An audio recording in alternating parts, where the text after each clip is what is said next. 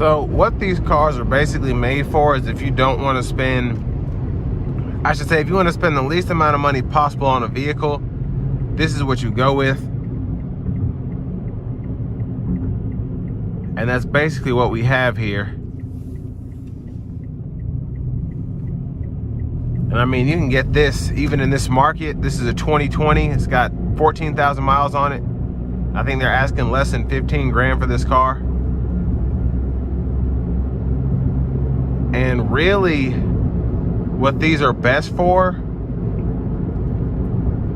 are for those who want to spend the least amount of money possible on a car, the least amount of money possible on gas, but then you still have your Bluetooth, your Apple CarPlay, Android Auto. So if you're wanting to drive this to and from an in-city commute, it'd be good for that.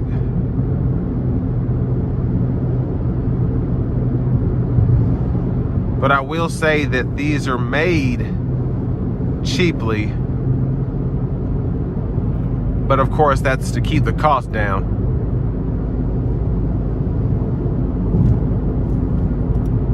So I mean, the ride is nothing great. I'd say the one great thing is the fuel economy.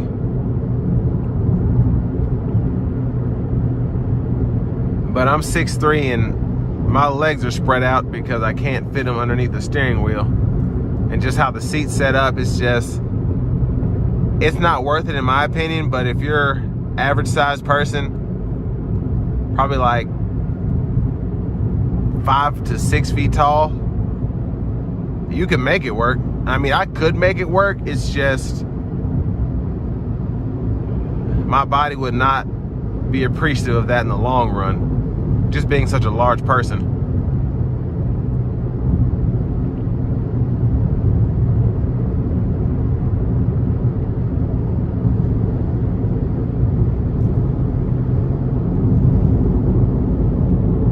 And like I said, it is a very small vehicle, but it's pretty easy to drive as you'd expect. This is just harder for me because,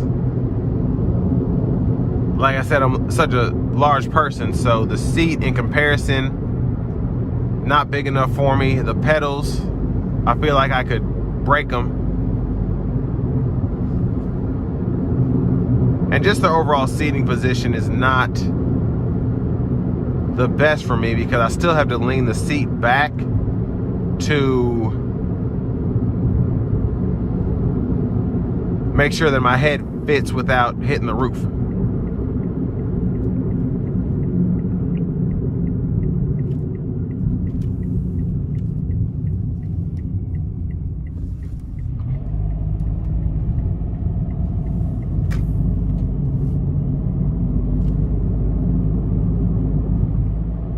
But I'm gonna try and put it in the sport mode. And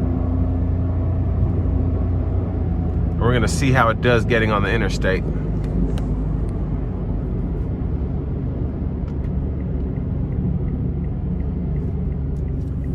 And I'm pretty much gonna give it all it's got. So here we go.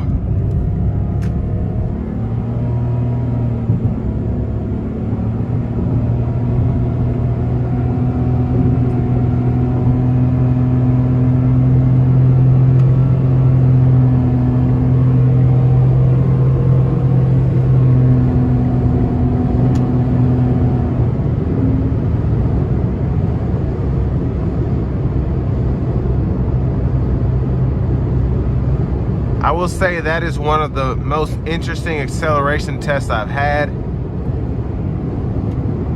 And I mean, this thing really was giving it all it had, but it wasn't going anywhere.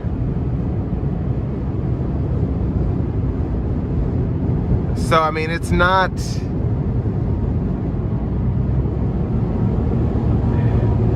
it gets the job done.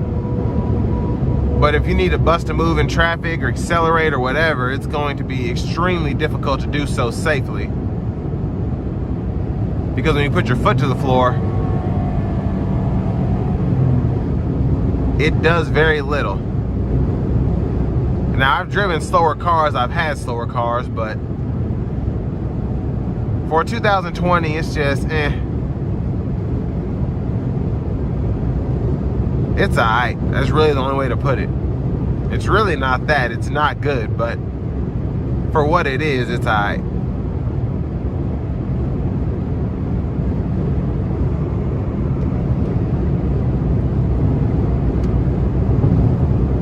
But like I said before, if you're trying to get something cheap that's going to be fairly easy to fix, I would expect, and something that's going to get good gas mileage just driving around town, or if you like to do 5 under on the interstate in the right lane, this is good for that.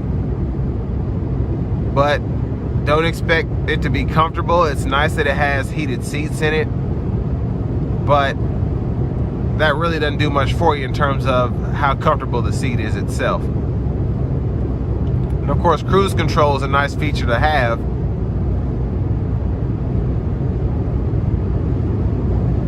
But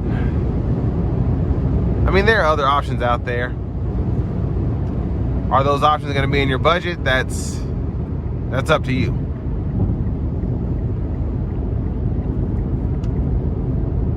But you have a 1.2 liter naturally aspirated 3-cylinder inline, so, and that being paired with the CVT,